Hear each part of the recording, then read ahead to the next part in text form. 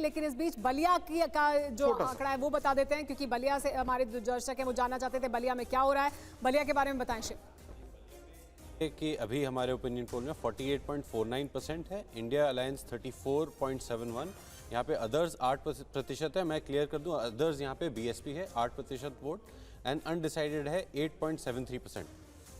जी हाँ, और बलिया के बाद अब बात करते हैं महाराष्ट्र के आंकड़े की भी, उसके बाद मैं आलोक जी आपके पास आऊंगी, लेकिन महाराष्ट्र का ओपिनियन पोल बता देते हैं। महाराष्ट्र की 7 सीटें, वो 7 सीटें जहां से राहुल गांधी की भारत जोड़ो न्याय यात्रा गुजरी, मुंबई में जाकर खत्म हुई, इसमें से बीजेपी को 3 मिल रही हैं। इसके अलावा शिंदे गुट और एनसीपी के अजित पवार गुट को 3 मिल रही है और इंडिया गठबंधन को 1 सीट मिल रही है। तो बीजेपी के खाते में 3 जा रही हैं और 3 सीटें शिंदे और एनसीपी अजित पवार गुट को मिल रही है। तो 6 सीटें उनके खाते में यानी एनडीए के खाते में, और दूसरी तरफ इंडिया के खाते में 1 सीट। और फिरोजपुर से वीरेंद्र कुमार अपनी सीट का हाल जानना चाहते हैं, वो भी बताइएगा शिव। लेकिन आलोक शर्मा कुछ प्रतिक्रिया देना चाह रहे थे। आलोक जी, 7 में से 6 जा रही हैं एनडीए के पास और 1 जा रही है इंडिया के पास। जाहिर सी बात है आप इसको भी नहीं मानेंगे, लेकिन फिलहाल आप कुछ कहना चाह रहे थे, बताइए। देखिए, मैं केवल ये कहना चाहता हूं कि इन्होंने कहा कि जहां जहां पैर पड़े वहां वहां बंटाधार हुआ। तो बंटाधार तो पूरे देश का 10 साल से हो रहा है, और किसके पांव पड़े हैं प्रधानमंत्री पद के ऊपर वो पूरा देश जानता है। क्रिकेट के मैच में भी जाते हैं तो वो भी हार जाते हैं। मैं फिर भी कहूंगा कि शब्दों का चयन सोच समझकर करना चाहिए। क्या वो जितने वायदे 2013-14 में हुए थे सब पूरे हो गए? एक झूठा देश का प्रधानमंत्री अगर बैठ जाए और लगातार झूठ बोले तो मैं समझता हूं इससे बड़ा देश का कोई दुर्भाग्य नहीं हो सकता। अब बात आती है ईडी के डायरेक्टर को सुप्रीम कोर्ट ने लताड़ लगाई केंद्र सरकार। देश के प्रधानमंत्री को झूठा कह रहे हैं और शब्दों का चयन मुझे करने के लिए कह रहे हैं, क्या हम नहीं कह रहे हैं। उसके बाद मैं फिर कह रहा हूं देश के प्रधानमंत्री लाल किले की प्राचीर से बैठा हुआ है, देश का झूठा प्रधानमंत्री। शब्दों का चयन मैं पटना से भी जाकर झूठ बोलते हैं। कहिए तो मैं गिनवा दूं कौन सी झूठ बोल रहे हैं। मुझे शर्म आएगी, मैं देश के प्रधानमंत्री की झूठ गिनवाऊंगा। सुनिए जरा, मैं आपके बीच में नहीं बोला, नहीं, चुनाव की हार की बौखलाहट अभी से सबके चेहरे पे दिखने लगी है। बाद भी कोई शक्ति से लड़ रहा है, कोई हिंदू समाज से लड़ रहा है, मां बहनों की शक्ति से लड़ रहा है, लोग शर्मा उसको डिफेंड कर रहे हैं।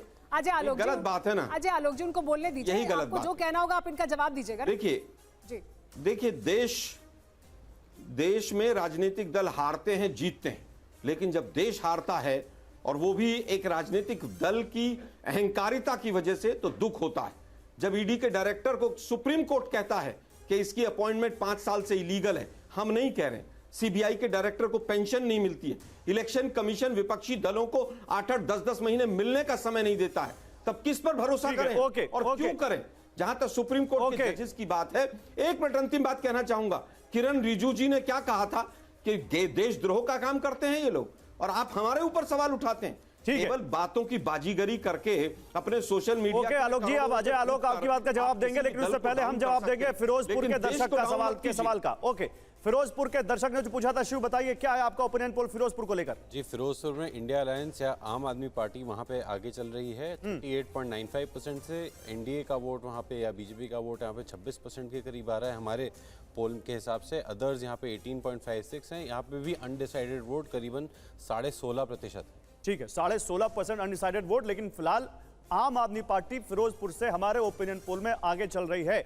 अजय आलोक, सवाल यही है कि ऐसा नहीं है कि एक तरफा है, कई सारी ऐसी सीटें हैं जहां पर इंडिया गठबंधन अच्छा कर रहा है। खासकर पंजाब हमारे ओपिनियन पोल में आपके लिए बहुत चैलेंजिंग है, लेकिन फिर भी अभी इन 89 सीट्स पर रहते हैं। क्या आपको लगता है कि राहुल गांधी की भारत जोड़ो यात्रा के बाद जिस तरह से दक्षिण के राज्य में उनके पक्ष में माहौल बना था, यह जो मणिपुर से मुंबई तक की यात्रा है, इसमें भी कुछ कमाल हो जाए?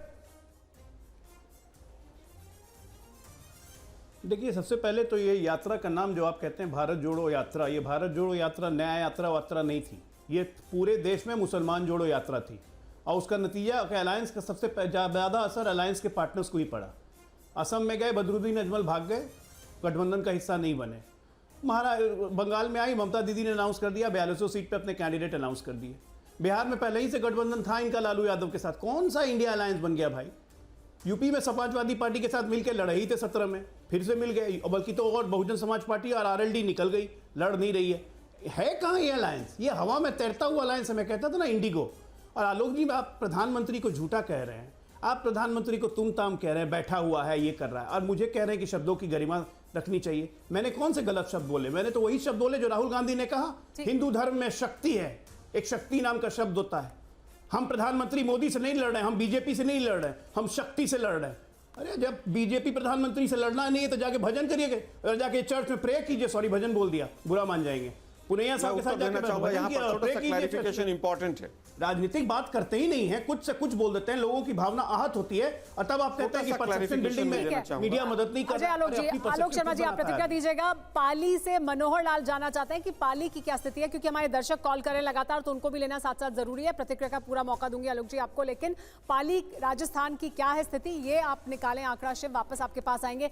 इस बीच आलोक शर्मा जी, ये क्या बड़ी चुनौती है कि कैसे हर बार इस तरह के बयान आते हैं चुनाव के दौरान, चुनाव से पहले, जिनको एक बड़ा मुद्दा बनाया जाता है और फिर वो बड़ा मुद्दा बनकर बीजेपी को ही फायदा पहुंचाते हैं। यानी बयान कांग्रेस पार्टी की तरफ से या उनके नेताओं की तरफ से आते हैं और फायदा वो सीधे तौर पर बीजेपी को पहुंचाते हैं। तो ये किस तरह से आप इस चुनौती से कैसे निपटेंगे? अब तो लंबा समय अभी चुनाव में मतदान। देखिए सुमेरा जी, आज भी जो वक्तव्य कल दिया गया उसमें कहीं पर कोई गलती नहीं कि हम उस नकारात्मक शक्ति के साथ पूरी तरह से लड़ रहे हैं, और शक्ति जो है वो हमारे पास है, और शक्ति जो है वो संविधान की है, इसमें कहीं पर कोई कंफ्यूजन नहीं। लेकिन देश के प्रधानमंत्री ने अगर 10 वर्ष तक कोई काम नहीं किया हो तो इन्हीं जुमलेबाजियों पर चुनाव लड़ना पड़ता है। कर्नाटक में भी इन्होंने देखा था, वो हनुमान जी के ऊपर एक स्टेटमेंट देकर, और उसके बाद फिर रिजल्ट क्या आया वो पूरे देश ने देखा। अब देश की जनता समझ गई है कि आप शब्दों की बाजीगरी करके, आप विक्टिम कार्ड खेल के, अरे भाई आपने तो पंडित जवाहरलाल नेहरू से लेकर सभी को गालियां दी हैं, आपने तो किसी को भी नहीं छोड़ा है, आरएसएस आज भी नहीं छोड़ रही है। हम तो अगर तमाम चीजें, मोदी जी ने जो शब्द इस्तेमाल किए हैं, लेकिन दुर्भाग्य ये है आलोक जी, कि हम नकारात्मक प्रचार में विश्वास नहीं रखते, बार-बार यही नकारात्मक प्रचार जो है मोदी जी अपनी शक्ति मानते हैं, पसंद करें। लेकिन इस बीच पाली का रिजल्ट बता देते हैं। पाली का ओपिनियन पोल क्या है, शिव बताएं। पाली में बीजेपी जीत रही है, हमारे ओपिनियन पोल के हिसाब से 55% वोट मिल रहा है भाजपा को, और इंडिया अलायंस कांग्रेस को यहाँ पे 31.34% मिल रहा है, और अनडिसाइडेड वोट यहाँ पे 9.5% है। ठीक है, तो ये पाली का यहां पर बताते हुए हमारे पोल एक्सपर्ट की बीजेपी यहां पर ओपिनियन पोल में आगे दिख रही है। लेकिन जल्दी से, क्योंकि अब हमें एक ब्रेक के लिए जाना है, लेकिन हमारे पास 32 सीटों का ओपिनियन पोल आ चुका है और उसके बारे में जल्दी से एक रिकैप आपके सामने रखते हैं। अभी बिहार, यूपी, बंगाल सब बाकी है, लेकिन उससे पहले इन 32 सीटों का ओपिनियन पोल में से असम में देखिए, असम में राहुल गांधी कहां गए? असम में राहुल गांधी जिन सीटों पर गए वो 6 सीटें थी, जिसमें 4 बीजेपी के पास जा सकती हैं और 2 पर कांग्रेस जीत सकती है। ये असम का भारत जोड़ो न्याय यात्रा का रूट का ओपिनियन पोल है जी। और असम के बाद अगला राज्य जिसकी हम आपको ओपिनियन पोल एक बार फिर से दिखाने वाले हैं, वो है झारखंड। झारखंड में दुमका, गिरिडीह, धनबाद, रांची, जमशेदपुर, सिंहभूम, खूंटी, पलामू, यहां गए थे। बीजेपी को 8 सीटें मिल रही है, कांग्रेस प्लस को 1 सीट मिल रही है। आगे बढ़ते हैं और ओडिशा की बात कर लेते हैं। ओडिशा में 1 सीट थी जहां से निकले राहुल गांधी भारत जोड़ो न्याय यात्रा लेकर। बीजेपी उस सीट को जीत सकती है, ये ओपिनियन पोल में सामने आ रहा है। जी हाँ, इसके बाद छत्तीसगढ़ की बात कर लेते हैं। छत्तीसगढ़ में 4 सीटें, छत्तीसगढ़ में जो सीटें हैं 4, उसमें से सभी बीजेपी को मिल रही हैं। ये सीटें थी रांची, जमशेदपुर, सिंहभूम, खूंटी, पलामू। महाराष्ट्र की बात कर लेते हैं। महाराष्ट्र में 7 सीटें जिनसे भारत जोड़ो न्याय यात्रा गुजरी, उसमें से 6 सीटें एनडीए को जा सकती हैं, 3 बीजेपी को और 3 एनसीपी अजित पवार और शिवसेना शिंदे गुट को मिलाकर जा सकती है, और 1 इंडिया को जा सकती है। तो आप फोन करते रहे, आपकी सीट कहीं भी है। 543 सीटों पर हमने सर्वे किया है, ओपिनियन पोल किया है, तो आपकी सीट कहीं भी है देश भर में, आप अपनी सीट के बारे में पूछें, हम आपको आपकी सीट की आज की स्थिति क्या है वो बताएंगे। हमारे ओपिनियन पोल के मुताबिक हमारी फोन लाइंस खुली हुई हैं। सभी मेहमानों का हमारे साथ जुड़ने के लिए शुक्रिया। हमारे साथ बाकी मेहमान भी जुड़ेंगे, क्योंकि अभी हम 89 सीटों की बात कर रहे हैं। तो राहुल गांधी की भारत जोड़ो न्याय यात्रा का पूरे जो यात्रा का रूट है उस पर क्या असर हुआ है वो जानने के लिए बने रहिए हमारे साथ। फिलहाल कुछ देख लें।